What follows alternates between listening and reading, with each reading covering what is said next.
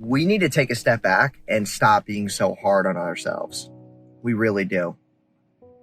We think so highly of ourselves because of our ego and our passion and all these things, and we really lose track of like the great moments in life and what got us here and our stories and our successes and what made the big difference for us moving forward, right? We get so caught up in every loss, but we never celebrate every win. And I think that, on days like this where I'll just come out here on a Sunday, chill, and just reflect, like, what did you do well this week? What were the things that you did very effectively and you're very proud of? Instead of just looking at loss after loss after loss and letting that over consume your mind. Your mind's a very precious thing. It drives all your actions emotionally, physically, financially, whatever, and mentally, if I didn't say that. It really does. And if you don't have your mind right, your business won't be right, your money won't be right. The way you navigate and move in this space will never be what you want it to be, okay?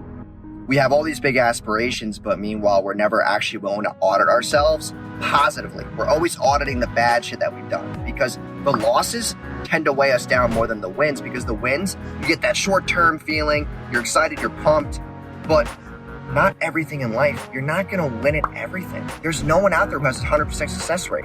It is God near impossible. It is impossible to be perfect. There is no one on this planet that is perfect. You're going to fucking lose. It just depends on how you're willing to take that loss. And if you take it as a learning experience and then turn it into a positive, reflection point, then your next win is going to mean so much more.